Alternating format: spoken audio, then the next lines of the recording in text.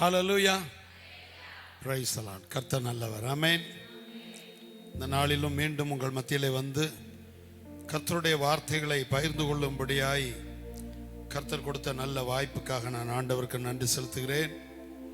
நல்ல மூத்த போதகராகிய அருமையான பாஸ்டர் ஐயா அவர்களுக்கும் என்னுடைய நன்றியை தெரிவித்துக் கொள்கிறேன். கர்த்தர் நல்லவர். இப்படிப்பட்ட தலைவர்களை தேவன் எழுப்பியிருக்கிறபடினால் இளம் தலைமுறையினர் சரியானபடி சத்தியத்தை அறிந்து கொள்ள ஏதுவாக இருக்கிறது. ஹல்லேலூயா. ஐயா சொன்னது போல பல இடங்களிலே எங்களை பயன்படுத்துவதற்கு காரணம் அதாவது ஒருவேளை நான் வாலிப பையனாக இருந்தேன்னா சரி இவர் சொல்ற சத்தியம் ஏதோ சரியில்லை அப்படிங்கிற மாதிரி போயிடும். ஆனாலும் கூட கர்த்தருடைய வார்த்தைகளை சரியானபடி போதிக்கிற விரல் விட்டு எண்ணக்கூடிய தலைவர்களிலே உங்களுடைய போதகர் அவர்களும் ஒருவர் என்று நான் அறிவேன். ஆமென். கடந்த முறை முதலில் நான் வந்திருக்கும் பொழுது சிலுவையிலே நடந்த தெய்வ பரிமாற்றங்கள் என்று சொல்லி ஒரு 7 பரிமாற்றங்களை நான் பகிர்ந்து கொண்டேன். இன்றைக்கு வரும்போது ஐயா கொடுத்திருக்கிற அந்த தாளில் 17 பரிமாற்றங்கள். ஆமென். அதை அருமையான வசனங்களை எல்லாம் எடுத்து அவர்கள் எழுதியிருக்கிறார்கள். அது ஐயா சொன்னது போல நீங்க வீட்டில் எல்லார் கண்களிலும் படுகிற மாதிரி நீங்கள் செல்லோட்டை போட்டு வைக்கலாம், அல்லது கிளாஸ் டேபிள் இருந்ததுன்னா அந்த கிளாஸ்க்கு கீழே வைக்கலாம். என்னுடைய 3 பெண் பிள்ளைகள். என்னுடைய 3 பெண் பிள்ளைகளுடைய திருமண அழைப்புதல் இன்றைக்கும் எல்லார் வீடுகளிலும் இருக்கிறது. உங்களில் எத்தனை பேர் உங்களுடைய குடும்பத்தில் நடந்த திருமண அந்த அழைப்புதலை எத்தனை பேர் பத்திரமா வச்சிருக்காங்கன்னு தெரியாது, சொந்தக்காரங்க. ஆனால் சொந்த பந்தங்கள் மாத்திரமல்ல, அதிலிருந்து பிரதிகள் எடுத்தெல்லாம் வைத்தவர்கள்லாம் உண்டு. காரணம் என்ன என்று சொன்னால், ஒவ்வொரு மகளுடைய திருமண அழைப்புதலுக்கும் பின்னாடி இப்படிப்பட்ட காரியங்களை நான் பிரிண்ட் செய்திருந்தேன். ஹல்லேலூயா.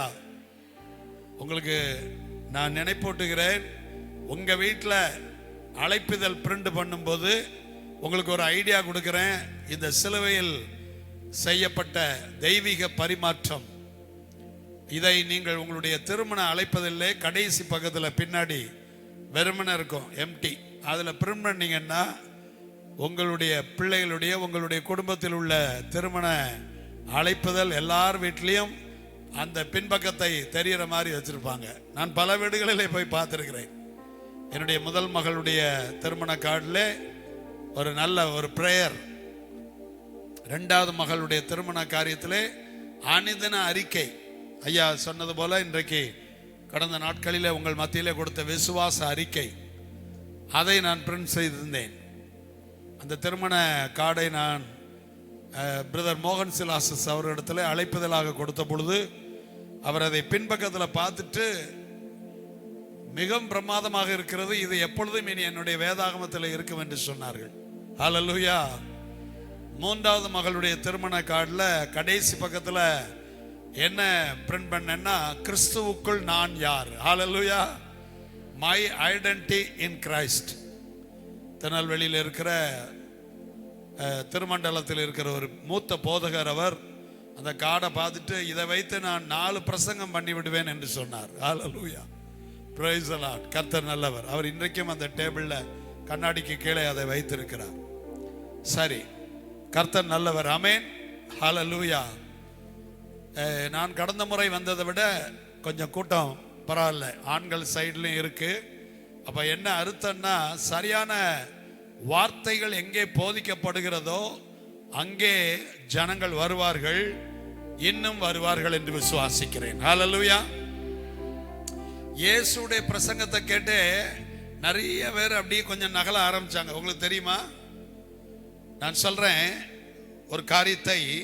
காரணம் என்ன என்று சொன்னால், ஜனங்கள், இயேசு சொல்லுகிறார், மார்க்லன் என்று நினைக்கிறேன், மார்க் 7:13, நீங்கள் போதித்த உங்கள் பாரம்பரியத்தினால் தேவ வசனத்தை அவமாக்குகிறீர்கள் என்று சொன்னார். செய்திக்கு போவதற்கு முன்பாக எல்லாரும் கண்களை மூடி ஒரு சிறிய பல்லவியை நான் பாட விரும்புகிறேன். நான் என் வேதத்தை வாசிக்கும் போது நீரன் செவிகளை திறந்தருளும். எல்லாரும் பாடுவோமா? நான் என் வேதத்தை வாசிக்கும் போது நீரன் செவிகளை திறந்தருளும். நான் என் வேதத்தை தியானிக்கும் போது நீரன் கண்களை திறந்தருளும். நான் என் வேதத்தை தியானிக்கும் போது நீரன் கண்களை திறந்தருளும். வேதத்தின் மகத்துவங்களை அறிந்து கொள்ளும்படியாய் எங்கள் ஒவ்வொருவருடைய கண்களின் மீது திறந்தருளும்படி நாங்கள் விண்ணப்பம் பண்ணுகிறோம். இயேசுவின் நாமத்தில் பிதாவே. பாருங்க, கர்த்தருடைய வார்த்தையை உள்வாங்கிக் கொள்ள எது தடையாக இருக்கிறதாம்? பாரம்பரியம் என்று இயேசு சொன்னார். மார்க் 7:13 சொல்லுகிறார், நீங்கள் போதித்த உங்கள் பாரம்பரியத்தினால் தேவ வசனத்தை அவமாக்குகிறீர்கள். இது போலவே நீங்கள் மற்றும் அநேக காரியங்களை செய்கிறீர்கள் என்று சொன்னார். ஆமோஸ் 2:4 சொல்றார், அவர்கள் கர்த்தருடைய வேதத்தை வெறுத்து அவருடைய கட்டளைகளை கைக்கொள்ளாமல் தங்கள் பிதாக்கள் பின்பற்றின பொய்களினால் மோசம் போனார்களே என்று சொல்லுகிறார். ஆரம்ப நாட்களிலே நம்முடைய தேசத்திற்கு மிஷனரிகள் வந்து சுவிசேஷத்தை அறிவித்தார்கள். அப்படி அறிவிக்கும் பொழுது ரட்சிக்கப்பட்ட திரளான ஜனங்கள் ஆலயத்திலே கூடி ஞாயிற்றுக்கிழமைகளிலே ஆலயத்திலே வந்து ஆராதிக்கும்படியான ஒழுங்குமுறைமைகளை உண்டு பண்ணினார்கள். அப்படி உண்டு பண்ணின ஒரு காரியங்களிலே ஒன்று, அவர்கள் வந்த நாட்களிலே 18ஆம் நூற்றாண்டிலே அல்லது 19வது நூற்றாண்டின் துவக்கத்திலே, அப்பொழுது கடிகாரம், வாட்ச் கிடையாது, அவர்கள் தான் வைத்திருந்தார்கள் ஆங்கிலேயர்கள். அவர்கள் ஆலயத்திலே சபை மக்கள் வருவதற்கு கிராமங்களிலே சபையை கட்டி 8 மணிக்கு சர்வீஸ் என்றால் 7:30 மணிக்கு ஒரு மணி அடிப்பார்கள். அது எதற்கென்றால் ஜனங்கள் புறப்படுவதற்காக, வீட்டிலே அவர்கள் ஆயத்தமாவதற்காக. அந்த அரை மணி நேரத்திலே அவர்கள் புறப்பட்டு ஆலயத்திற்கு வந்து விடுவார்கள். 2ஆம் மணி அடித்தவுடனே ஆராதனை ஆரம்பிக்கும். ஹல்லேலூயா. இது எதற்காக ஆரம்பிக்கப்பட்டது? கடிகாரம் கிடையாது. 18ஆம் நூற்றாண்டிலேயும் 19ஆம் நூற்றாண்டின் துவக்கத்திலே நம்முடைய தேசத்திலே கிடையாது. அவர்கள் தான் வாட்ச் வச்சிருப்பார்கள், கடிகாரம். அப்ப ஜனங்கள், கிராமத்து ஜனங்களுக்கு அந்த நேரம் தெரிவதற்காக மணி உண்டாக்கப்பட்டது. இன்றைக்கு நாம மணி அடிப்பதில்லை நம்ம சபையில். ஏன்னா நம்ம பாரம்பரியத்தை விட்டு வெளியில வந்துட்டோம். ஏன்னா நமக்கு எல்லார் கையிலையும் வாட்ச் இருக்கு. 10 மணிக்கு சர்வீஸ்னா பரப்பிட்டு எல்லாரும் கரெக்டா வந்துடுறோம் 10 மணிக்கு. ஹல்லேலூயா. ஏன்னா எல்லார் கையிலையும் வாட்ச் இருக்கு, கடிகாரம் இருக்கு. அதனால மணி அடிக்க வேண்டிய அவசியம் இல்லை. ஆனால் இன்றைக்கும் மணி அடித்தால்தான் அது ஆராதனை என்று தர்க்கம் பண்ணுகிறவர்கள் ஆலயத்திலே 50 லட்சம் 20 லட்சம், ஏன் 1 கோடிக்கு கூட இதே திருநெல்வேலி மாவட்டத்தில் ஆலயத்தில் மணி வாங்கி தொங்க விட்டுருக்கிறாங்க. அப்போ இதுதான் பாரம்பரியம் என்பது, வேற ஒன்றும் இல்லை. எதை செய்யணுமோ அதை செய்ய விட்டுறதோம். இப்படி பல காரியத்தை நான் சொல்லிட்டு போலாம். பாரம்பரியத்தை விட்டு தேவன் நமக்கு விடுதலையாக்கி இருக்கிறார். பேதுரு தன்னுடைய 1வது நிருபத்தில் எழுதுகிறார், 1 பேதுரு 1:18-19, உங்கள் முன்னோர்களால் பாரம்பரியமாய் நீங்கள் அனுசரித்து வந்த வீணான நடத்தை நின்று அழிவுள்ள வஸ்துக்களாகிய வெள்ளினாலும் பொன்னினாலும் மீட்கப்படாமல் குற்றமில்லாத மாசற்ற ஆட்டுக்குட்டியாகிய கிறிஸ்துவின் விலையேறப்பெற்ற இரத்தத்தினாலே மீட்கப்பட்டீர்கள் என்று அறிந்திருக்கிறீர்களே. ஆமென். இயேசுவின் விலையேறப்பெற்ற இரத்தத்தினால் நாம் மீட்கப்பட்டிருக்கிறோம், விலைக்கரையமா பெற்றிருக்கிறோம். ஹல்லேலூயா. அந்த 17 அந்த பரிமாற்றங்களே அதுவும் ஒன்று நீங்க பார்க்கலாம். நாம் புதிய சிருஷ்டிகளாய் மாறி இருக்கிறோம். பழைய மனுஷன் கிறிஸ்துவோடு கூட சிலுவையில் அறையப்பட்டான். அருமையாக 14வது அந்த ஷீட்ல, உங்க ஷீட்ல 14வது அதான். அது நிமித்தமாய் நாம் இப்பொழுது புதிய மனிதனாய் மாறி இருக்கிறோம். இப்ப நானே ஆரம்ப காலத்தில் ஒரு பிரசங்கம் பண்ணியிருப்பேன், எனக்கு பதிலாக இயேசு சிலுவையிலே அடிக்கப்பட்டார். உண்மைதான், நமக்கு பதிலாகத்தான். ஆனால் அது மாத்திரமல்ல, இன்னும் கூடுதலான ஒரு வெளிச்சம் என்னென்றால், அவரோடு கூட நாமும் சிலுவையில் அறையப்பட்டோம். பழைய மனுஷன். ஹல்லேலூயா. வேதாகமம் அதைத்தான் சொல்லுகிறது. அவரோடு கூட நாம் அடக்கம் பண்ணப்பட்டோம். கொலோசியர் 2வது அதிகாரத்தில் வீட்டில் போய் வாசித்து பாருங்க. இன்னும் ரோமர்லையும் வாசிக்கலாம். அவர் உயிர்த்தெழுதும் பொழுது பழைய மனுஷன் அவரோடு கூட அடக்கம் பண்ணப்பட்டான். ஞானஸ்நானத்தினாலே உங்களுடைய பழைய மனுஷன் அடக்கம் பண்ணப்பட்டு அவர் உயிர்த்தெழுந்த பொழுது நீங்களும் நானும் அவரோடு கூட புதிய சிருஷ்டியாய் உயிர்த்தெழுந்திருக்கிறோம். ஹல்லேலூயா. எனக்கு ஒரு கார் உண்டு. அந்த காரை நல்லா கடையில் கொடுத்து புது கார் மாதிரி ஆக்கிட்டேன். அது வேற. இன்னொன்று ஒரு மாருதி ஆம்னி வச்சிருந்தேன், அதை கொண்டு கொடுத்துட்டு எக்ஸ்சேஞ்ச் புது கார் வாங்கிட்டு வந்துட்டேன். ஹல்லேலூயா. இப்போ நிறைய பேர் என்ன நினச்சிக்கிட்டோம்னா, ஆண்டவர் நம்மளை பழைய மனுஷனாக இருந்ததை புதிய மனுஷனாக மாற்றிட்டாருன்னு. இல்லை, அது என் பழைய காரை கொடுத்து கிட்டத்தட்ட ஒரு 80,000 ரூபா வரைக்கும் செலவழித்து புது கார் மாதிரி ஆக்கியிருக்கிறேன். அப்படி பண்ணலை. எப்படி என்னுடைய மாருதி ஆம்னி காரை கொண்டு தூக்கி போட்டுட்டு எக்ஸ்சேஞ்ச் மேலால கொண்டு கொடுத்துட்டு புது ஹுண்டாய் கார் வாங்கிட்டு வந்தா எப்படியோ, அதே போல சிலுவையிலே நம்முடைய பழைய மனுஷன் அங்கே உள்ளே போடப்பட்டான். அவர் உயிர் தெழுந்த பொழுது நாம் புதிய சிருஷ்டியாக இருக்கிறோம். ஹல்லேலூயா. இதெல்லாம் பிரசங்கம் பண்ணுன்னா நிறைய பேருக்கு புரிய மாட்டேங்குது. ஏன்னா அந்த பழையதே பிடிச்சிக்கிட்டு இருப்பாங்க. இல்லை, சத்தியத்தை அறிவீர்கள், சத்தியம் உங்களை விடுதலையாக்கும். அதைத்தான் வேதம் சொல்லுகிறது. ஆண்டவர் சிலுவையிலே சாத்தானை தோற்கடித்தார் அப்படின்னு நமக்கு நல்லா தெரியும். ஆனால் சமீபத்திலே ஒரு வசனத்தின் மூலமாய் நான் கற்றுக்கொண்டேன். எபிரேயர் 2:14 அவரும் அவர்களைப் போல, அதாவது பிள்ளைகள் மாம்சத்தையும் இரத்தத்தையும் உடையவர்களாக இருக்க அவரும் அவர்களைப் போல மாம்சத்தையும் இரத்தத்தையும் உடையவர் ஆனார்.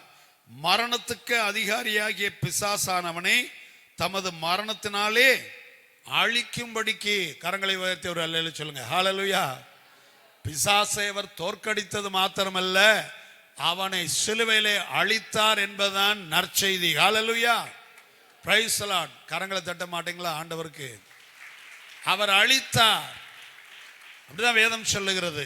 அநேக காரியங்களை நாம சில சமயங்களில், நானுமே சிறு வயதிலிருந்து நிறைய காரியங்கள் நம்ம கற்றுக்கொண்ட காரியங்கள் இன்னும் சின்ன பிள்ளைகளுக்கு புரிகிற மாதிரி அதை என்ன சொல்றது, சண்டே ஸ்கூல்ல குழந்தைகளா இருக்கும்போது நிறைய கற்றுக் கொடுப்பாங்க டீச்சர்ஸ். அநேக காரியங்கள். ஆபேல் ஆண்டவருக்கு நல்ல கொளுத்த ஆடெல்லாம் கொண்டு வந்து பலி செலுத்தினா. காயின் சூத்த கத்திரிக்காய், அழுகின தக்காளி, இப்படிலாம் சண்டே ஸ்கூல் டீச்சர் சொல்லி கொடுத்துருக்கெல்லாம் பார்த்துருக்கிறேன்.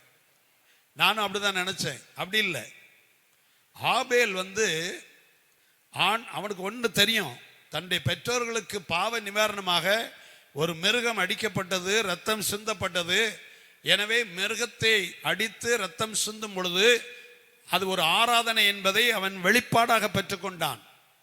அதைத்தான் எபிரேயர்ல விசுவாசிகளின் பட்டியலிலே அவன் விசுவாசத்தினாலே அதை காணிக்கையாக செலுத்தினான் என்று எழுதுகிறார். ஹல்லேலூயா. இன்னும் படிச்சிருப்போம், இந்த நன்மை தீமை அறிகிற விருட்சம், கனியை உடைய விருட்சம், ஜீவ விருட்சத்தின் கனி இதில் ஆண்டவர் என்ன சொன்னாரு? நன்மை தீமை அறிகிற விருட்சத்தின் கனியை புசிக்கல் ஆகாது என்று சொன்னார். புசிக்கிற நாளிலே நீங்கள் சாகவே சாவீர்கள் தான் சொன்னாரு. நரகத்துக்கு போவீங்கன்னு சொல்லல, சாகவே சாவீர்கள். மரணம் என்பது ஒரு நித்திய ஜீவனுக்கு எதிரானது மரணம்.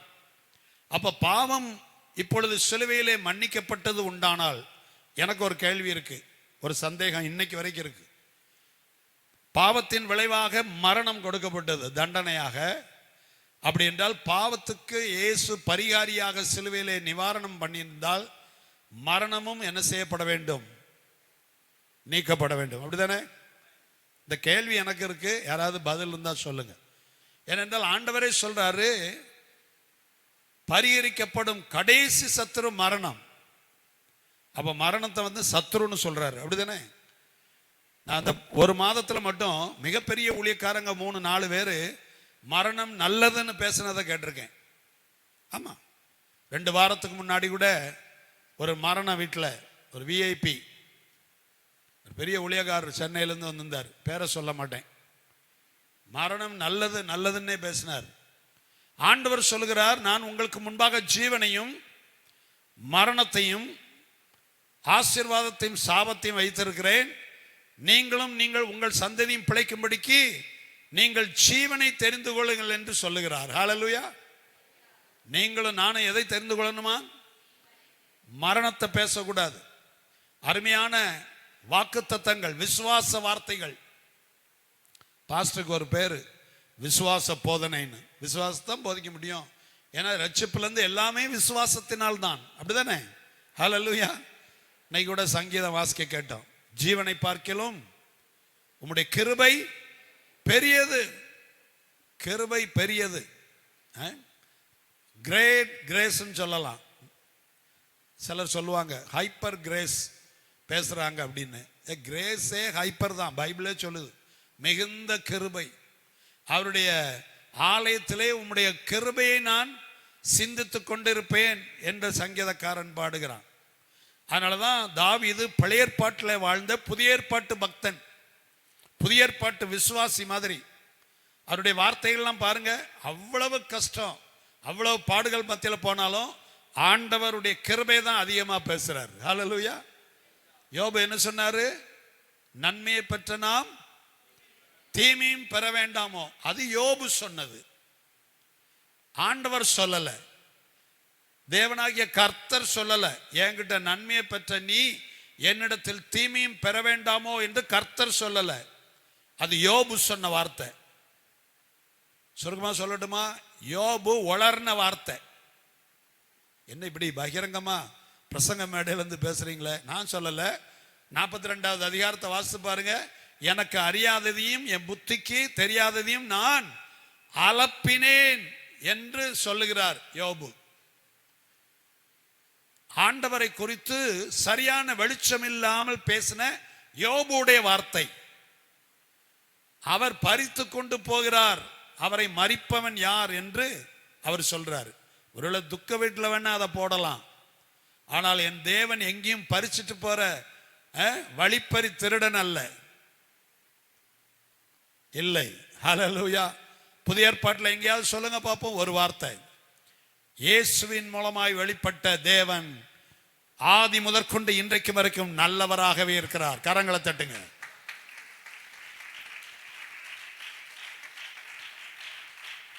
அவன் நன்மை தீமை அறிகிற விருட்சத்தின் கனியை புசித்த போது கூட அவருடைய கிருபை அவனை தாங்கிற்று. அந்த நிலைமையில பாவத்தின் விளைவாக பலவீனமும் நோயும் மரணமும் வரும்னு தெரியும் ஆண்டவருக்கு.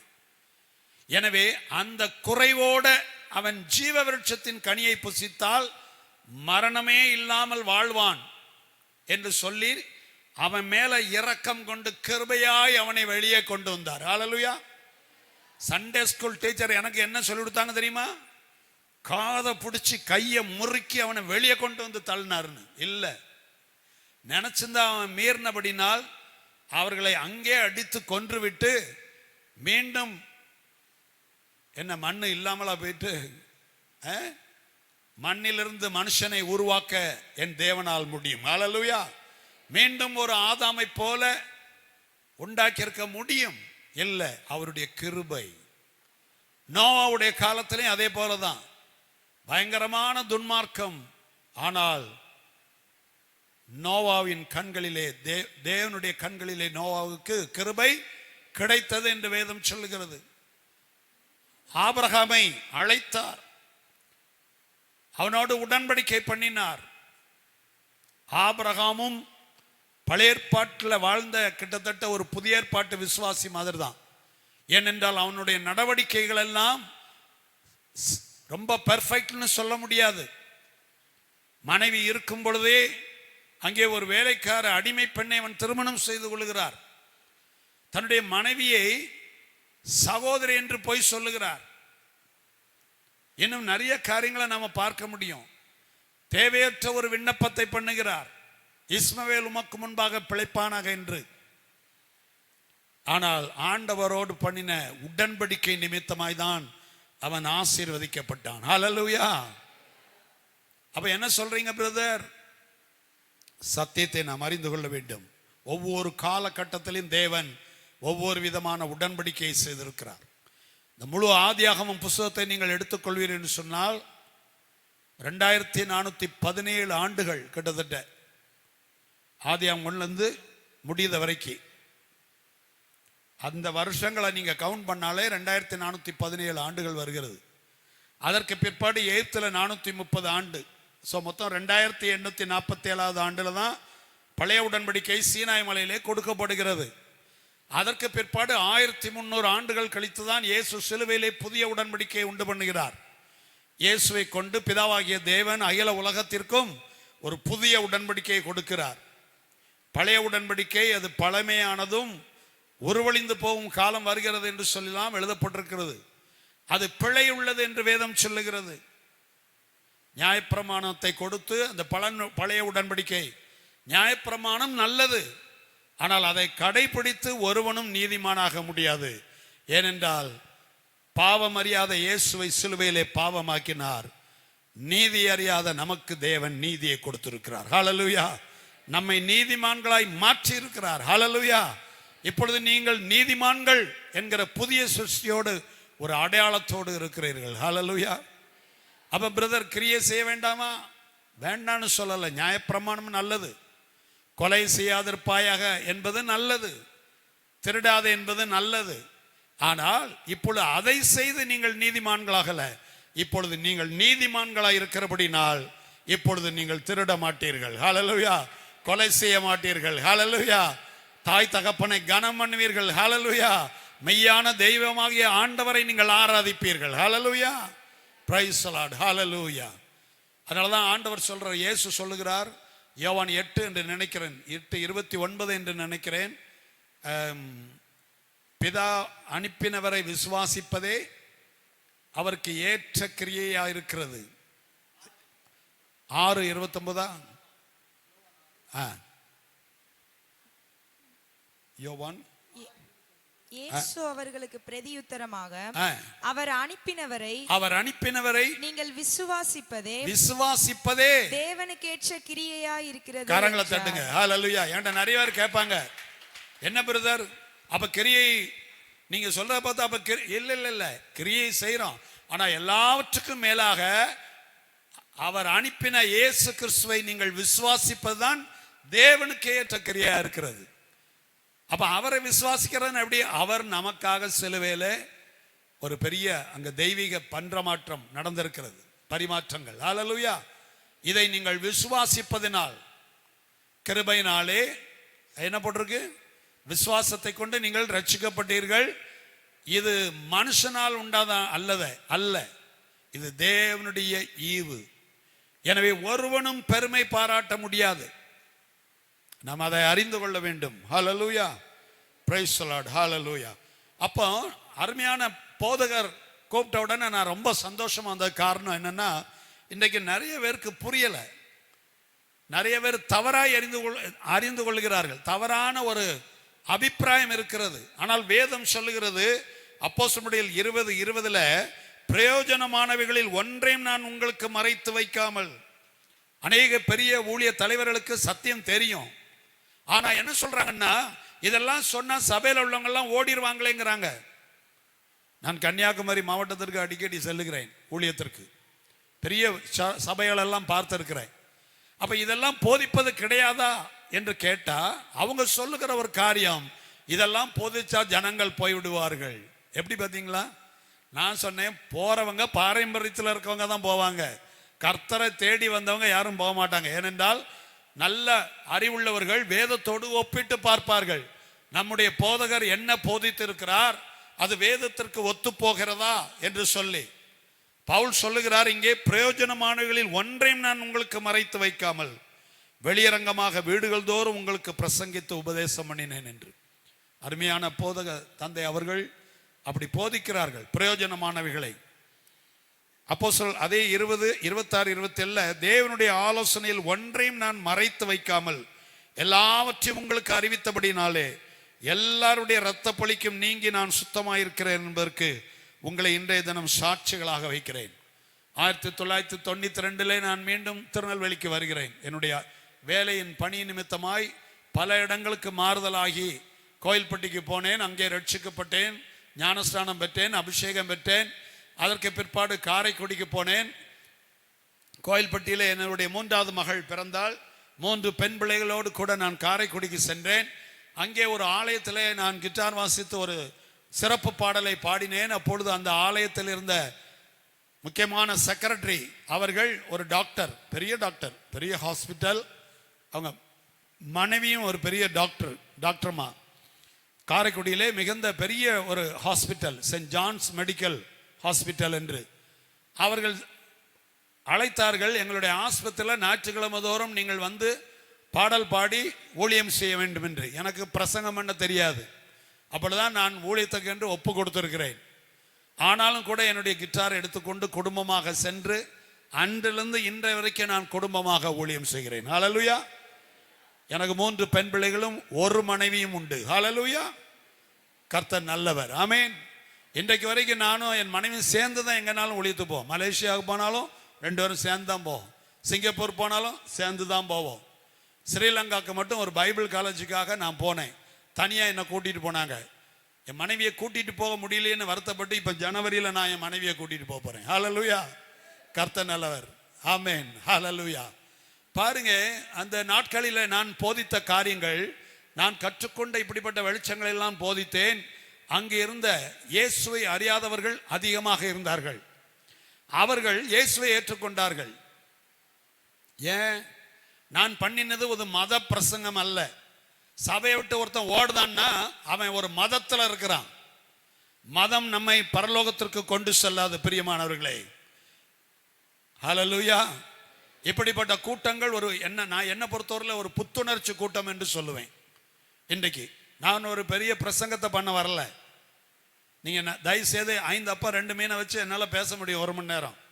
அதை பேச வரல. அது நிறைய பேர் பேசிக்கிட்டு இருக்காங்க. நீங்கள் நெட்டை யூடியூப்பை திறந்தால் எக்கச்சக்கம் இருக்கு.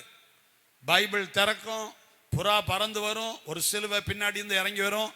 ஆனால் பிரசங்கத்துக்கும் வேதத்துக்கும் சம்பந்தமே இருக்காது. நீ அழுது ஜெபம் பண்ணாதான் கர்த்தர் உன் ஜெபத்தை கேட்பார். இதுதான் பிரசங்கம். ஒரு சொட்டா கண்ணீராது நீ விட்டாதான்னு நான் சொல்றேன். ராத்திரி பூரா அழுதாங்களே, வாசிங்க என்னாகமம் 14, 1, 2.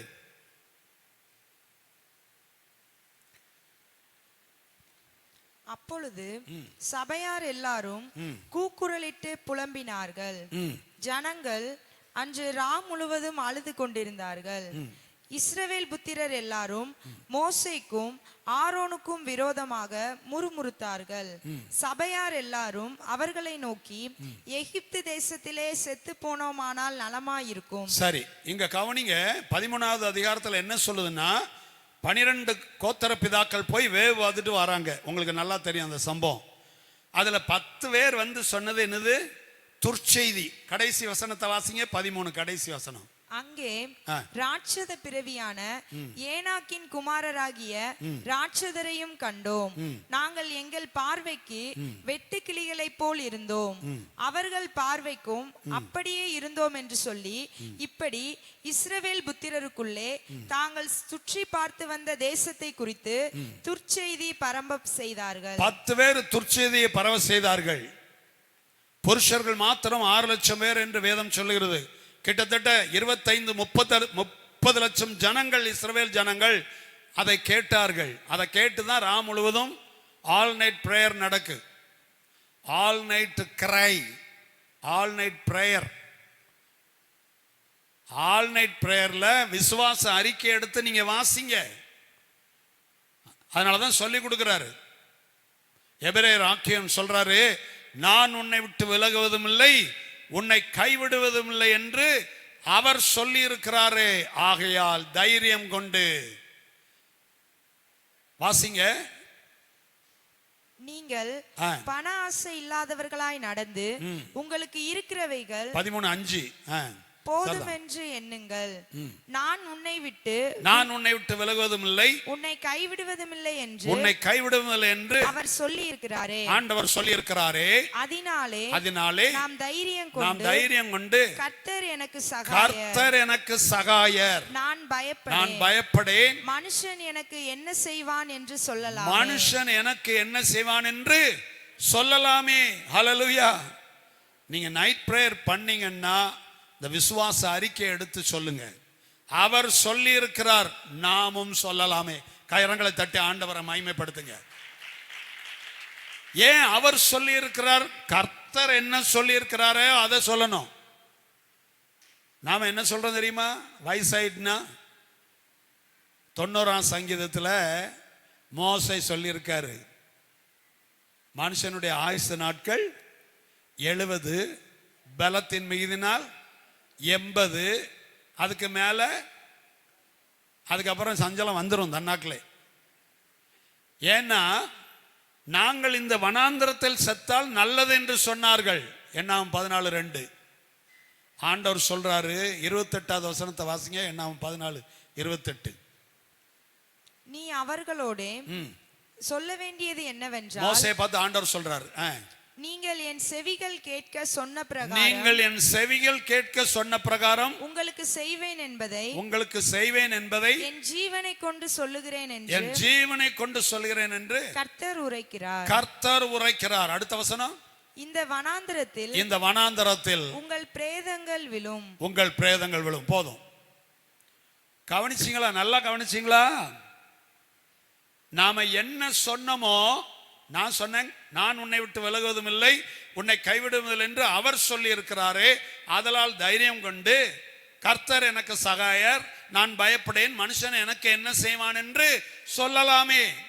அப்போ நீங்க என்ன சொல்லணும்? கர்த்தர் என்ன சொல்லி இருக்கிறாரோ அதை சொல்லணும். இங்க வேவு பார்த்துட்டு வந்து இவங்க என்ன சொன்னாங்களோ அதைத்தான் இவங்க ராத்திரி பூரா சொல்லி அழுதுருக்காங்க. இப்ப ஆண்டவர் என்ன சொல்றாருன்னா, என் செவிகள் கேட்க நீ என்ன சொல்றியோ அதைத்தான் நான் செய்வேன். நல்லா புரியுதா? மீண்டும் சொல்றேன், கர்த்தருடைய செவிகள் கேட்க நீங்க என்ன சொல்றீங்களோ, புருஷன்ட்ட சண்டை போட்டு நான் போனாதான் என் அருமை உமக்கு தெரியும்னு சொன்னீங்கன்னா கர்த்தர் சொல்வாரு, என் செவிகள் கேட்க சொன்ன பிரகாரம் நான் உன்னை தூக்கிடுறேன். நம்ம சில சமயங்கள்ல பாருங்க, பிள்ளைகளை சபிப்பாங்க. அதனாலதான் ஜனங்கள் எதை விரும்புறாங்க தெரியுமா? இந்த துர்ச்செய்தியை கேட்க தான் ஓடுறாங்க. கூட்டம் கூட்டமா வேன் பிடிச்சும் பஸ் பிடிச்சும் ஓடுறாங்க. என்ன கண்டித்து உணர்த்துகிற பிரசங்கம். நான் சொல்றேன், ஒரு டாக்டர்கிட்ட போக, பாவத்தை பத்தியே பேசவே செய்ய மாட்டேங்காரு நம்ம ஐயா. நான் சொல்றேன், உங்க ஊர்ல ஒரு வைத்தியர் இருக்காரு, அவற்றை நீங்க உங்களுக்கு ஒரு கட்டி மாதிரி இருக்குன்னு வச்சுடுங்க. இல்லை உங்க வீட்டில் யாருக்கோ உறவினருக்கோ ஒரு பலவீனருக்கு ஏதோ ஒரு கட்டி மாதிரி இருக்கு, உங்களுக்கு பயமா இருக்கு, அது ஒருவேளை கேன்சரா இருக்குமோ ஏதோ அப்படின்னு. சாதாரண கட்டியா கூட இருக்கலாம். நீங்க ஒரு டாக்டர்கிட்ட போறீங்க, அந்த டாக்டர் உங்களை உட்கார வச்சு, இந்த கட்டி எப்படிப்பட்டதுன்னா இதுக்கு முன்னாடி இதே மாதிரி வந்த ஒரு கட்டி ஒருத்தங்களுக்கு கடைசியில் அவங்க ஒரு 3 மாதம் கூட உயிரோடு இல்லை. இது அவ்வளோ பயங்கரமாக கூட இருக்கலாம். இந்த கட்டி வந்தவங்க பிழைக்கிறது ரொம்ப அரிது. இந்த கட்டியை வெட்டி எடுக்க இத்தனை லட்சம் செலவாகும். இப்படி அந்த வியாதியை பற்றியே பேசிக்கிட்டு இருக்கிறவர் நல்ல வைத்தியரா, அல்லது இது ஒன்றுமே இல்லை, ரொம்ப சிம்பிள், எங்கிட்ட மருந்து இருக்கு, இந்த மருந்தை கொடுத்தா இது உடனே சுகமாயிரும் அப்படின்னு சொல்லி அதுக்கு தீர்வு கொடுக்கிற வைத்தியர் நல்ல வைத்தியரா? நீங்களே சொல்லுங்க. கணம் கோட்டார் அவர்களே சும்மா சொல்லுங்க, யார் நல்ல வைத்தியர்? தீர்வு கொடுக்கிறவர் தான் நல்ல வைத்தியர். இதுக்கு பரிகாரம் இருக்கு, இது சுகமானவங்க நிறைய பேர் இருக்கிறாங்க. அதைத்தான் நம்ம ஐயா செய்யறாங்க. ஐயா, இயேசுவால முடியாத காரியம் இல்லை. அவர் உன் பாவங்களை சுமந்து தீர்த்தார். பழைய ஏற்பாடு என்பது உனக்கு பாவம் இருக்கிறது என்பதை காட்டுகிறதற்காகத்தான் இந்த நியாயப்பிரமாணம் கொடுக்கப்பட்டது. நியாயப்பிரமாணம் ஒருவனையும் பூர்ணப்படுத்தவில்லை என்று வேதம் தெளிவாக சொல்லுகிறது. நான் நிறைய வசனம் வச்சிருக்கிறேன், அதெல்லாம் போனால் ஒரு பைபிள் காலேஜில் எடுக்கலாம். அதனால நான் சுருக்கமாக சொல்றேன், ஏன்னா எல்லாரும் இருக்கிறீங்க, புரிஞ்சுக்கிடுங்க. ஒரு நல்ல வைத்தியர் இதற்கு தீர்வு இருக்கிறது என்று சொல்லுகிறவர் தான் ஒரு நல்ல வைத்தியராக இருக்க முடியும். ஹல்லேலூயா. நோயை பத்தியே பேசிக்கிட்டு இருக்கிறவர் நல்ல வைத்தியர் இல்லை. பாவத்தை பத்தியே ஒருத்தர் பேசிக்கிட்டே இருந்தார்னா அவர் நல்ல போதகராக இருக்க முடியாது என்பது என் கருத்து. இதுக்கு தீர்வு சிலுவையில் நடந்திருக்கிறது. ஹல்லேலூயா. நம்முடைய பரிகாரியாகிய கர்த்தர் இதற்கு ஒரு தீர்வு உண்டு பண்ணி இருக்கிறார். அப்ப இந்த நியாயப்பிரமாணம், அப்ப பழைய ஏற்பாடு வேண்டாமா? வேணும். நியாயப்பிரமாணம் என்பது ஒரு எக்ஸ்ரே மிஷின் மாதிரி, ஒரு ஸ்கேனிங் மிஷின் மாதிரி. ஒரு லேப்ல போய் நம்ம போய் டெஸ்ட் பண்றோம் பிளட். அது எதுக்கு? என்ன நோய் இருக்கு, என்ன பிரச்சனை இருக்கு என்பதை அந்த ஸ்கேன் மிஷின் நமக்கு காட்டும். இதுதான் நியாயப்பிரமாணம் அல்லது பழைய ஏற்பாடு அல்லது பழைய உடன்படிக்கை. ஹல்லேலூயா. புதிய உடன்படிக்கை என்பது என்ன என்றால் அதற்கு தீர்வு கொடுப்பது, ட்ரீட்டிங் சென்டர். சிலுவையிலே அதற்கு தீர்வு இருக்கிறது என்பதை காட்டுகிறது. கரங்களை தட்டி ஆண்டவரை மகிமைப்படுத்துங்க. நாம் போய் ஒரு இடத்துல போய் ஸ்கேன் எடுத்துட்டு வந்து அந்த ஸ்கேன்ல வந்து எக்ஸ்ரே எடுக்கன்னு வச்சுக்கிடுங்களேன். எக்ஸ்ரே எடுத்துட்டு வந்து என் காலில் வந்து ஒரு சின்ன ஒரு கிராக் இருக்கு அப்படின்னு அந்த எக்ஸ்ரே மிஷின் காட்டுது. நான் இந்த எக்ஸ்ரே கொண்டு வந்து வீட்டில் வச்சுக்கிட்டு இதையே பார்த்துக்கிட்டு இருந்தா எனக்கு தீர்வு வராது. இன்றைக்கு அதான் நடக்கு. நியாயப்பிரமாணத்தையே பேசிக்கிட்டு இருக்கனால தான் தீர்வு இல்லை. பாருங்க, இந்த மாதிரி சபைக்கு வர்றதை விட ஒருவேளை கூட்டம் அதிகமாக போகலாம். ஆனால் எங்கே மரணத்தை குறித்தோ அல்லது தீமையை குறித்தோ அல்லது சாபத்தை குறித்தோ எங்க அதிகமாக உச்சரிக்கப்படுகிறதோ அங்கு அவருடைய வாழ்க்கை நன்றாக இருக்காது என்பதுதான் வேதம் சொல்லுகிறது. வேதம் தெளிவாக சொல்லுகிறது. அதனாலதான் அறிவை தரும் வார்த்தைகளை விட்டு விலகச் செய்யும் போதகங்களை நீ கேளாதே என்று ஒரு வசனம் வார்த்தை சொல்லுகிறது. நீங்க கேட்டிருக்கீங்களான்னு தெரியல, இப்படி ஒரு வார்த்தை இருக்கிறது. அறிவை தரும் என் மகனே, நீதிமொழிகள் 19:27, என் மகனே அறிவை தரும் வார்த்தையை விட்டு விலகச் செய்யும் போதங்களை நீ கேளாதே. அந்த மாதிரி இடத்துக்கு போவே கூடாது. ஜீவன் தப்ப ஓடிப்போ, பின்னிட்டு திரும்பி பாராதே அப்படின்னு லோத்துக்கு சொன்ன மாதிரி ஓடி வந்துடணும். ஹல்லேலூயா. அநேகருடைய வாழ்க்கை அப்படிதான் இருக்கு. ஏனென்றால் மரணம் ஜீவனும் நாவின் அதிகாரத்தில் இருக்கிறது என்று வேதம் சொல்லுகிறது. எனக்கு அன்பானவர்களே, 1 தீமோத்தேயு 1:7 சொல்லுகிறது, தாங்கள் சொல்லுகிறது இன்னதென்றும் தாங்கள் சாதிக்கிறது இன்னதென்றும் அறியாதிருந்தும் நியாயப்பிரமாண போதகராய் இருக்க விரும்புகிறார்கள் என்று தீமோத்தேயுக்கு எழுதுகிறார். எப்படிப்பட்ட வார்த்தை பாருங்க. அதான் நான் சொன்னேன், முழுவதும் அழுதாங்க. நியாயப்பிரமாணம் வந்து நமக்கு என்ன இருக்குன்னு காட்டுது. ஸ்கேன் மிஷின்ல போய் பார்த்துட்டு வந்தோன்னா ஏதாவது பிரச்சனைனா அழதான் செய்வாங்க. நியாயப்பிரமாணத்தை கேட்க கேட்க ஜனங்கள் அழதான் செய்வாங்க. நெகேமியா 8:9 சொல்லுகிறது, ஜனங்கள் எல்லாரும் நியாயப்பிரமாணத்தின் வார்த்தைகளை கேட்ட பொழுது அழுதபடியால் நம்ம பைபிள்ல தான் இருக்கு.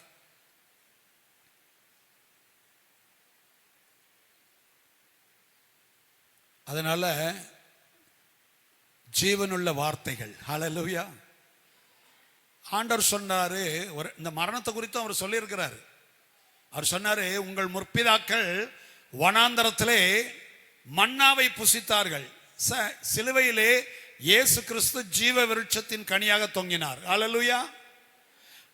ஏதேன் தோட்டத்திலே நன்மை தீமை அறிகிற விருட்சத்தின் கனியை புசித்தார்கள். அது எதற்கு அடையாளமாக இருக்கிறது என்று சொன்னால் நியாயப்பிரமாணத்திற்கு அடையாளமாக இருக்கிறது. ஏனென்றால் நியாயப்பிரமாணம் கொடுக்கப்பட்ட பிற்பாடுதான் எது நன்மை எது தீமை என்பதை ஜனங்கள் அறிந்து கொண்டார்கள். சட்டதிட்டங்கள் 50 கிலோமீட்டர் ஸ்பீட்ல போனோம் அப்படின்னு ஒரு போர்டு இருக்குன்னா அங்க நீங்க 50 கிலோமீட்டர் ஸ்பீடுக்கு குறைச்சிடணும். இல்லைன்னா அமெரிக்காலெல்லாம் தன்னாக்கில் அது கேமரா எடுத்து உங்களுக்கு ஃபைன் வீட்டுக்கு வந்துடும். ஆனா அந்த போர்டு போடலைன்னா நீங்க 70 கிலோமீட்டர் ஸ்பீட்ல போகலாம். அப்ப சட்டதிட்டங்கள் ஏன் கொடுக்கப்பட்டதுன்னா உனக்குள்ளே பாவம் இருக்கிறது என்று நீ அறிந்து கொள்ளும்படியாய் தான் நியாயப்பிரமாணம் கொடுக்கப்பட்டது. அதுக்கு நமக்கு நன்மையாக இருந்ததா? இல்லை. வேதம் சொல்லுகிறது, நமக்கு விரோதமாகவும் நமக்கு எதிரடாகவும் இருந்த கையெழுத்தை குலைத்து சிலுவையிலே ஆணி அடித்து வெளியரங்கமான கோலமாக்கினார். கொலோசியர் 2:14. நமக்கு எதிரிடையாகவும் கட்டளைகளால் நமக்கு விரோதமாகவும் இருந்த கையெழுத்தை குலைத்து அதை நடுவில் இராதபடிக்கு எடுத்து சிலுவையின் மேல் ஆணி அடித்து துரைத்தனங்களையும் அதிகாரங்களையும் உரிந்து கொண்டு வெளியரங்கமான கோலமாக்கி அவைகளின் மேல் சிலுவையிலே வெற்றி சிறந்தார். சரி, கட்டளைகளும் நியாயங்களும் என்ன? நியாயப்பிரமாணம். சந்தேகம் இருக்கா? லேவியராகமம் 26:46. கர்த்தர் தமக்கும் இஸ்ரவேல் சந்ததி யாவருக்கும் நடுவே இருக்கும்படி, இஸ்ரவேல் சந்ததிக்கும் நடுவாக இருக்கும்படி மோசே கொண்டு சீனாய் மலையின் மேல் கொடுத்த கட்டளைகளும் நியாயங்களும் இவைகளே. இப்ப புரியுதா? தேவனுக்கும் மனுஷனுக்கும் நடுவே இருந்தது என்னது? சீனாய் மலை மேல் கொடுத்த கட்டளைகளும் நியாயங்களும், நியாயப்பிரமாணம். இது மனுஷனுக்கும் தேவனுக்கும் நடுவில் இருந்தது. ஏன் நடுவில் இருந்ததுன்னா ஆண்டவருக்கும் மனுஷனுக்கும் நடுவில் இடைவெளி வர வர வர ஜனங்கள் சொன்னாங்க, ஆண்டவரே நீங்க என்ன சொன்னாலும் நாங்கள் செய்திருவோம். இதெல்லாம் நீங்க வீட்டில் போய் வாசித்து பாருங்க. யாத்திராவும் 19 இருக்கும், 19:8 நினைக்கிறேன். இன்னொன்று 20, யாத்திரம் 20, 18, 19 அதுலயும் பார்க்கலாம். வாஸ்திரம் லேசா. ஜனங்கள் எல்லாரும் இடி முழக்கங்களையும் மின்னல்களையும் எக்கால சத்தத்தையும் 20:18 சரி மலை புகைகிறதையும் கண்டார்கள். அதை கண்டு ஜனங்கள் பின்வாங்கி தூரத்திலே நின்று மோசேயை நோக்கி நீர் எங்களோட பேசும், நாங்கள் கேட்போம். தேவன் எங்களோட பேசாதிருப்பாராக. இங்க பாருங்க, நல்லா கவனிங்க. சத்தியத்தை அறிவீர்கள், சத்தியம் உங்களை விடுதலை ஆக்கும். ஆதாம் பாவம் செய்த பிற்பாடு ஆண்டவர் அவனோடு பேச்சுவார்த்தையை நிறுத்தினாரா இல்லையா? பேசிட்டு தான் இருந்தாரு, நிறுத்தல. அவனை தேடி வந்தார். என் ஆண்டவர் அவனை கண்டு ஒளித்துக் கொள்ளவில்லை. ஆதாமும் ஏவாளும் தான் கர்த்தருடைய பிரசன்னத்தை விட்டு ஓட ஆரம்பித்தார்கள். காயின் ஆபேலை கொலை செய்தான். என் ஆண்டவர் காயினோடு வந்து பேசுகிறார். காயினுடைய விண்ணப்பத்தை கேட்டு அவன் மேல் ஒரு அடையாளத்தை போட்டு அவனை கொலை செய்கிறவனுக்கு பழி உண்டாகும் என்று சொல்லுகிறார். இன்னும் லாமேக்கு அவன் சொல்றான், காயினுக்காவது அப்படி லாமேக்க யாராவது கொண்டாங்கன்னா 7 பழி சுமருங்கிறான். யாக்கோபுடைய புத்திரர்கள் ஒரு ஊரையே கொளுத்திட்டு வந்தாங்க, சீகேம்ங்கிற ஊரை. தன்னுடைய சகோதரியை கெடுத்து விட்டான் என்பதற்காக ஒரு ஊரே காலி பண்ணிட்டாங்க. ஆனாலும் யாக்கோபும் புத்திரர்களையும் கர்த்தர் உடன்படிக்கை அடிப்படையிலே அவர்களை ஆசீர்வதித்தார், பேசினார், பேசிக்கொண்டே இருந்தார். திரளான ஜனங்களாய் மாறினார்கள். இப்பொழுது அவர்கள் சொல்லுகிறார்கள், ஆண்டவர் இனிமே பேச வேண்டாம், மோசே நீங்க எதுனாலும் கேட்டு சொல்லுங்க, நாங்கள் எதுனாலும் செய்வோம். எதுனாலும் செய்வோங்கிறது அதுக்கு முந்தின அதிகாரத்தில் 8 நினைக்கிறேன். இருக்கா? வாசிமா. அதற்கு ஜனங்கள் எல்லாரும் ஏகமாய் கர்த்தர் சொன்னவைகளை எல்லாம் செய்வோம் என்று, கர்த்தர் சொன்னவைகளை எல்லாம் செய்வோம் என்று மோசேட்ட சொல்றாங்க. பாருங்க, அதாவது கர்த்தர் இனிமே பேச வேண்டாம், மோசே மூலமா பேசட்டும். அப்பதான் ஆண்டவர் என்ன செய்கிறார்னா, மனுஷனுக்கும் தேவனுக்கும் நடுவா இருக்கும்படி இந்த பிரமாணங்களை கொடுத்தார். எப்பா, உனக்கு ஒரு மேசியா தேவை, ரட்சகர் தேவை. இந்த உனக்கு பாவம் உண்டுன்னு தெரியறதுக்கு உனக்கு scan machine, X ray machine, blood test, என்னென்னலாம் உண்டோ லேட்டஸ்டா எல்லாம் தந்த மாதிரி கொடுத்துட்டாரு. அதுல போய் பாரு. அப்ப நியாயப்பிரமாணம் கொடுக்கப்படவில்லை என்றால் இச்சை பாவம் என்று எனக்கு தெரியாதே என்று பவுல் சொல்லுகிறார். முற்றும் அறிந்தவர், நியாயப்பிரமாணத்துல தேறினவர் என்று சொல்லப்பட்டிருக்கிறது. ஆனா அவர் சொல்றாரு, இந்த பிரமாணம் கொடுக்கலன்னா எனக்கு பாவம் இருக்குன்னு எனக்கு தெரியாதுங்கிறாரு. அப்ப நியாயப்பிரமாணம் எதற்கு கொடுக்கப்பட்டது? நியாயப்பிரமாணம் நல்லது. ஆனால் நியாயப்பிரமாணம் கொடுக்கப்பட்டதுடைய நோக்கம், உனக்கு ஒரு ரட்சகர் தேவை, மேசியா தேவை. கலாத்தியர் 3:24. இவ்விதமாக நாம் விசுவாசத்தினாலே நீதிமான்களாக்கப்படுவதற்கு, நல்ல கவனிங்க, நாம் விசுவாசத்தினாலே நீதிமான்களாக்கப்படுவதற்கு நியாயப்பிரமாணம் நம்மை கிறிஸ்துவினிடத்தில் வழி நடத்துகிற உபாத்தியாய் இருந்தது. உபாத்தியாய்னா டியூட்டர், இங்கிலீஷ் பைபிள்ல போட்டிருக்கு. கைடு, யூனிவர்சிட்டிலலாம் பார்த்தீங்கன்னா கைடுன்னு சொல்லுவாங்க, டியூட்டர்னு சொல்லுவாங்க காலேஜில். அப்போ அது ஒரு கைடு, அவ்வளோதான். இப்போ நான் திருநெல்வேலியிலேருந்து வரும்போது நாங்குநேரி 23 கிலோமீட்டர்னு போட்டிருக்குன்னு வச்சுடுங்க போர்டு. நாங்குநேரின்னு போர்டு போட்ட உடனே நான் அங்கே போய் நின்ற முடியுமா? நாங்குநேரி வந்துட்டுன்னு இல்லை. அது அந்த போர்டு ஒரு அம்புக்குறி போட்டு காமிக்கி, இந்த பக்கம் திரும்பிடாத, இப்படியே போ, இந்த பக்கம் திரும்பினா நீ மதுரைக்கு போயிருவ, அதனால நீ வடக்க திரும்பாம தெற்க திரும்பு அப்படின்னு எனக்கு ஒரு அம்புக்குறி காமிக்கி. அங்க போனா அந்த அம்புக்குறி காமிக்கி இப்படி போ அப்படின்னு. அப்போ இந்த நியாயப்பிரமாணம் நம்மை மேசியாவிடத்தில் விசுவாசத்தினால் நீதிமான் ஆகும்படிக்கு நம்மை வழி நடத்துகிற, அதாவது மேசியாவிடத்திலே வழி நடத்துகிற, கிறிஸ்துவினிடத்தில் வழி நடத்துகிற ஒரு கைடாக இருக்கிறது. கரங்களை தட்டி ஆண்டவரை மகிமைப்படுத்தும். சரி, இன்றைக்கு நாம் வாழ்கிற காலம், அதை சொல்லி நான் முடிக்க விரும்புகிறேன். ஒவ்வொரு காலத்திற்கும் ஒவ்வொரு காலம், ஒவ்வொரு நியமனம் உண்டு, சட்டதிட்டங்கள் உண்டு. ஆதாமும் ஏவாளும் அந்த நன்மை தீமை அறிகிற விருட்சத்தின் கனியை புசிப்பதற்கு முன்பாக அவங்க எப்படி இருந்தாங்க? வள்ளியூர் அசோகால வாங்கின சுடிதார் போட்டிருந்தாங்களா? இல்லை, ட்ரெஸ்ஸே போடலை. ஏனென்றால் அது அறியாமையின் காலம்.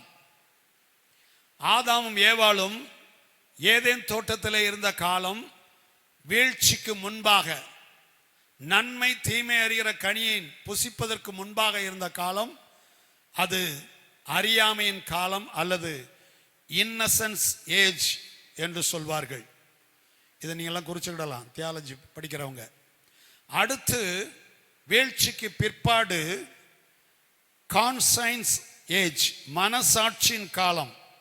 நோவாவுடைய காலம் வரைக்கும் அது மனசாட்சியின் காலம். நோவாவுடைய காலத்திலிருந்து ஆபிரகாமின் காலம் வரைக்கும் மனித ராஜ்ய காலம், ஹியூமன் கவர்மெண்ட் ஏஜ். முதல்ல நான் சொன்னேன் இன்னசென்ஸ் ஏஜ், அடுத்தது மனசாட்சியின் காலம் கான்சைன்ஸ் ஏஜ், மூன்றாவதாக நோவா முதல் ஆபிரகாம் காலம் வரைக்கும் உள்ள காலம் ஹியூமன் கவர்மெண்ட் ஏஜ். அப்புறம் ஆபிரகாம் முதல் சீனாய் மலையிலே பழைய ஏற்பாடு அல்லது பழைய உடன்படிக்கை அல்லது நியாயப்பிரமாணம் கொடுக்கப்படும் வரைக்கும் உள்ள காலம் வாக்குத்தத்த காலம், ப்ராமிஸ் ஏஜ். ஆபிரகாம் காலம் முதல் அங்கே மோசே மூலமாய் சீனாய் மலையிலே அந்த நியாயப்பிரமாணம் கொடுக்கிற வரைக்கும் உள்ள காலம் விசுவாச காலம் அல்லது வாக்குத்தத்த காலம், ப்ராமிஸ் ஏஜ். அதற்கு பிற்பாடு இப்போ சீனாய் மலையிலே கொடுக்கப்படுகிறது பழைய ஏற்பாடு என்று சொல்லப்படுகிற அந்த காரியம். அப்போ ஆதியாகமம் புஸ்தகம் முழுவதுமே 2417 ஆண்டுகள் அடங்கியது. அதற்கு பிற்பாடு யாத்திராகமத்திலே 430 ஆண்டுகள் யோசேப்புடைய நாட்கள், அதற்கு பிற்பாடு 400 ஆண்டுகள் அடிமைத்தன நாட்கள், 430 வருஷம் முடிந்தவுடனே அவர்கள் புறப்படுகிறார்கள். அப்படி என்றால் 2417 பிளஸ் 430 ஆண்டு 2847 என்று வருகிறது. அதாவது சீனாய் மலையிலே பழைய உடன்படிக்கை கொடுக்கும் பொழுது ஏதேன் ஆதாம் காலம் முதல் இங்கே மோசே மூலமாய் கொடுக்கப்பட்ட காலம் வரைக்கும் மொத்தம் 2847 ஆண்டுகள். இந்த நியாயப்பிரமாண காலம் எது வரைக்கும்னா சீனாய் மலைக்கு பின் இயேசு சிலுவையிலே மரணம் அடைந்த நாட்கள் வரைக்கும், அது 1300 ஆண்டுகள். ஸோ பழைய ஏற்பாடு கொடுக்கப்பட்ட சீனாய் மலையிலே கொடுக்கப்பட்ட அந்த பழைய ஏற்பாட்டு நாட்கள்ல இருந்து சிலுவையிலே இயேசு மரித்து அடக்கம் பண்ணப்பட்டு உயிரோடு எழுந்த நாள் வரை 1300 ஆண்டுகள். இந்த ஆண்டுகளுக்கு இந்த 1300 ஆண்டுகளும் பழைய ஏற்பாட்டு காலம் அல்லது நியாயப்பிரமாணத்தின் நாட்கள் என்று சொல்லலாம், பழைய உடன்படிக்கையின் நாட்கள். அதற்கு பிற்பாடு சிலுவையிலே மரித்து அவர் உயிர்த்தெழுந்த பிற்பாடு என்ன ஆகுது? கிருபையின் நாட்கள் ஆரம்பிக்கிறது. சிலுவையின் மூலமாய் கிருபை வெளிப்பட்டது. அது அப்படியே போய் 1000 வருஷ அரசாட்சியாய் அது முடிகிறதை பார்க்கிறோம், தொடர்கிறதை பார்க்கிறோம். ஹல்லேலூயா. இதை ஜான் டெர்பி என்கிறவர் இதை வேதாகமத்திலே வகுத்து வைத்திருக்கிறார், 7 காலங்கள் என்று சொல்லி. அப்போ இன்றைக்கு அந்த அறியாமையின் காலத்திலே அவர்கள் நிர்வாணமாய் அலைந்தார்கள். ஆனா கான்ஷியன்ஸ் காலத்துல, மனசாட்சியின் காலத்துல அப்படி அலைய முடியாது, அப்படிதானே? அப்ப ஒவ்வொரு காலகட்டத்திற்கும் ஒவ்வொரு மாதிரி இருக்கிறது. ஆபிரகாமுடைய காலத்துல பாலிகாமி என்று சொல்வார்கள், பல பெண்களை திருமணம் செய்திருக்கிறார்கள், யாக்கோபு, ஆபிரகாம் இவர்கள் எல்லாம். அப்ப அது அந்த காலம். ஆனால் இப்பொழுது புதிய ஏற்பாட்டு காலத்தில் அப்படி செய்ய முடியாது. இப்படி ஒவ்வொரு காலகட்டத்திற்கும் ஒன்று இருக்கிறது. அப்ப வேதத்தை நீங்கள் தியானிக்கும் போது உடன்படிக்கை என்கிற கண்ணாடியை கொண்டு நீங்கள் தியானிக்க வேண்டும். பிதாவாகிய கடவுளை நீங்கள் பார்க்க வேண்டும் என்று சொன்னால் இயேசு கிறிஸ்து என்கிற கண்ணாடியை போட்டு நீங்க பிதாவாகிய தேவனை காண வேண்டும். இயேசு சொன்னார், என்னை கண்டவன் பிதாவை கண்டான் என்று சொல்லுகிறார். அதனாலதான் நீங்க புதிய ஏற்பாட்டில் பார்த்தீங்கன்னா நசரனாகிய இயேசுவை பிதாவாகிய தேவன் பரிசுத்த ஆவியினாலும் வல்லமையினாலும் அபிஷேகம் பண்ணினார். அவர் வியாதியஸ்தர்களை சுகமாக்கி பிசாசின் பிடியில் அகப்பட்ட யாவரையும் விடுதலையாக்கி நன்மை செய்கிறவராய் சுற்றி தெரிந்தார். ஹல்லேலூயா. அங்க எங்கேயுமே நீங்க தீமையை பார்க்க முடியாது. அவர் நல்லோர் மீதும் தீயோர் மீதும் மழையை வருஷிக்க பண்ணுகிற தேவன் என்று மத்தேயு 6வது அதிகாரத்திலே 56வது வசனத்திலே இயேசு சொல்லுகிறார், பிதாவை குறித்து சொல்லும் பொழுது. யாக்கோபு 1:17 சொல்லுகிறது, எந்த நல்ல ஈவும் ஜோதிகளின் பிதாவின், எந்த நன்மையான ஈவும் ஜோதிகளின் பிதாவினிடத்திலிருந்து வருகிறது என்று வேதம் சொல்லுகிறது. அவர் துரோகிகளுக்கும் நன்மை செய்கிறவராய் இருக்கிறார் என்று லூக்கால வாசிக்கிறோம். நீங்க வேதாகமத்தில் பாருங்க, அவர் நன்மை செய்கிறவர். இயேசு சொல்லுகிறார், என்னை கண்டவன் பிதாவை. அப்ப நீங்க பிதா கடவுள் நன்மையை பெற்ற நாம் தீமையும் பெற வேண்டாமோ என்று யோபு சொன்னதை எடுக்கலாமா? எடுக்க கூடாது. ஏன்னா தேவன் சொல்லல. அதனாலதான் தாவீது சொல்லுகிறான், நன்மையும் கிருபையும் என்னை தொடரும். பழைய ஏற்பாட்டில் வாழ்ந்த புதிய ஏற்பாட்டு விசுவாசி என்று சொன்னால் அது மிகையாகாது. தாவீதை குறித்து, அவருடைய கிருபை குறித்து அதிகமாய் பாடியிருக்கிறார். நகோமி சொல்றாங்க, நான் இங்கிருந்து போனேன் மோவாப் தேசத்திற்கு, புருஷன் அவன் பேர் என்னது, கிலியோனா, எலிமெலேக், புருஷன் எலிமெலேக், பையங்க வந்து மக்லோன், கெலியோன் போறாங்க. அங்க போய் 2 பெண்களை திருமணம் நடக்கு. பிள்ளைகளுக்கு திருமணம் முடிஞ்சு 10 ஆண்டுகள் முடிஞ்சிட்டு 2 பையங்களும் இறந்துட்டாங்க. புருஷன் எலிமெலேக்கும் இறந்து போனாரு. இப்ப நகோமி வந்து திரும்பி வரணும். எங்க வராங்க? பெத்லெகேமில். அங்கே கர்த்தர் தம்முடைய ஜனங்களை சந்தித்தார் என்றும் மீண்டும் செழிப்பாக இருக்கிறது என்றும் கண்டு கேள்விப்பட்டு வாரா. நான் சொல்றேன், இங்கிருந்து போனவங்க நிறைய பேர் இருக்கலாம். மோவாப் பார்க்கிறதுக்கு நல்லா இருக்கலாம். ஆனால் நான் விசுவாசிக்கிறேன், நாட்கள் வரும், அப்பத்தின் வீட்டிற்கு அவர்கள் திரும்பி வருவார்கள். ஹல்லேலூயா. ஜீவ அப்பம் நானே என்று சொன்னார். இயேசுவுடைய போதனை முதல்ல கொஞ்சம் பேருக்கு சலசலப்பா தான் இருந்தது. அவர் சொல்றாரு 6வது அதிகாரத்தில் யோவான் 6ல், ஜீவ அப்பம் நானே அப்படின்னு சொல்லிட்டு,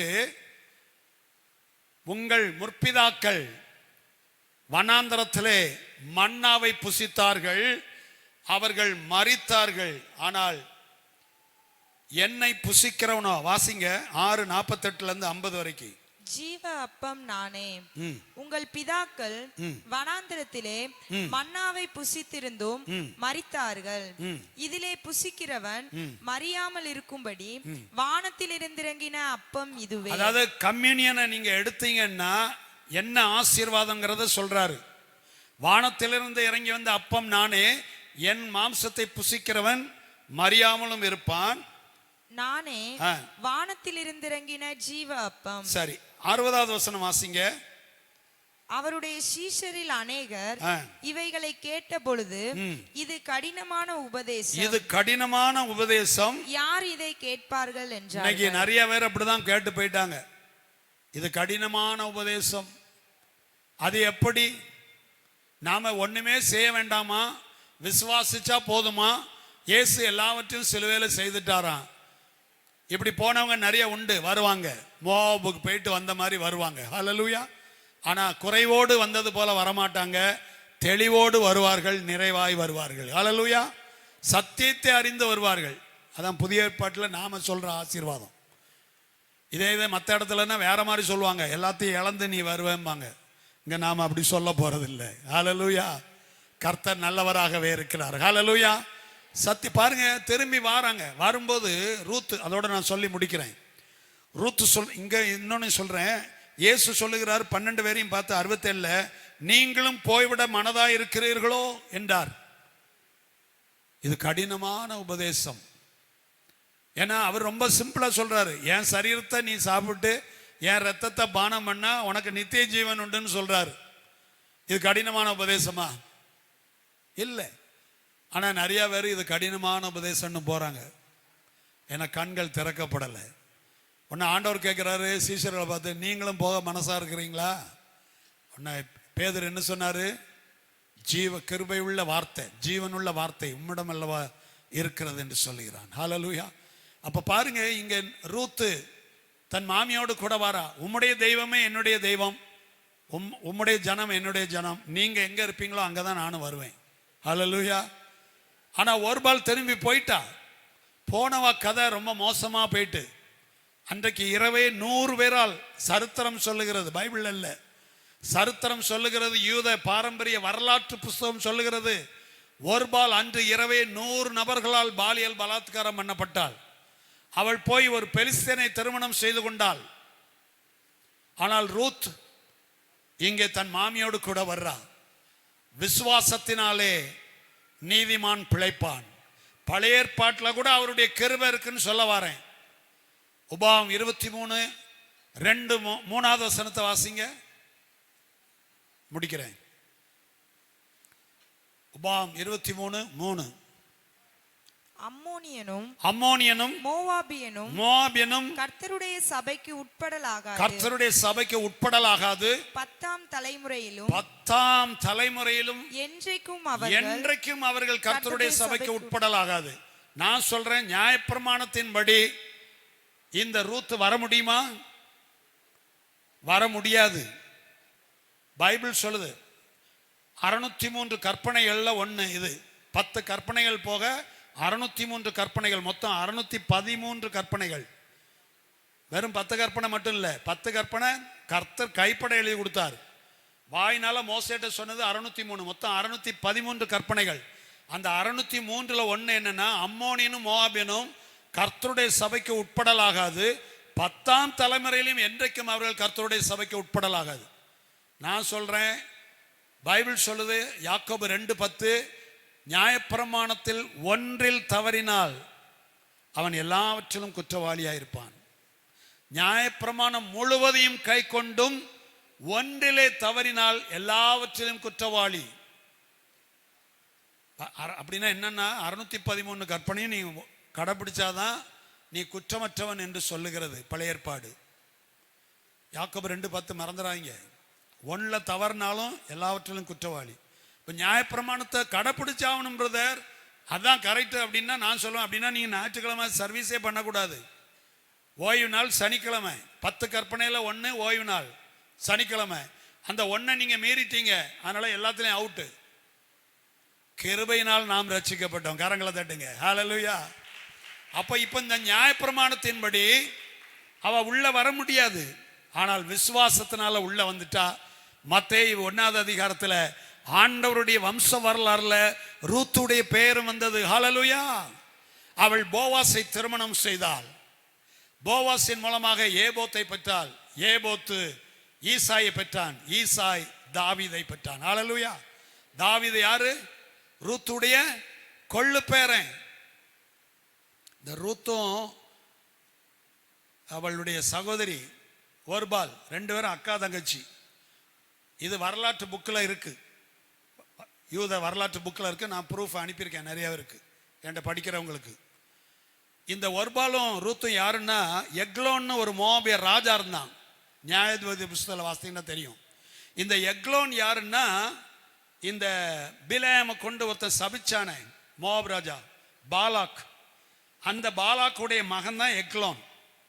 இந்த எக்லோனுடைய குமார்த்திகள் தான் ஒர்பால் மூத்தவா, ரூத்து சிறியவள்.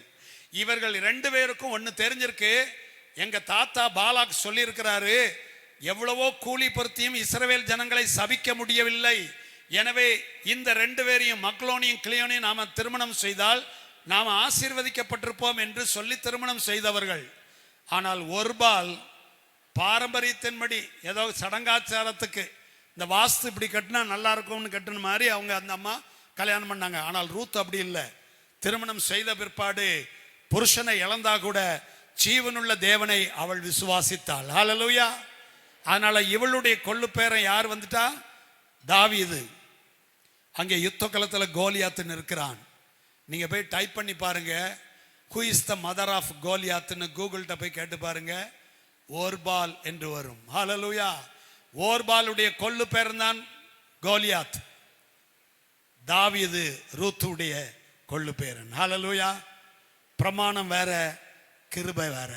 நீங்களும் நானும் கிருபையினால் ரட்சிக்கப்பட்டோம். ஹல்லேலூயா. பொறுக்கி கொண்டிருந்தால் வயல்வெளியிலே போய், அதான் பழைய ஏற்பாடு, ஆசீர்வாதத்தை பொறுக்கி கொண்டிருந்தோம்.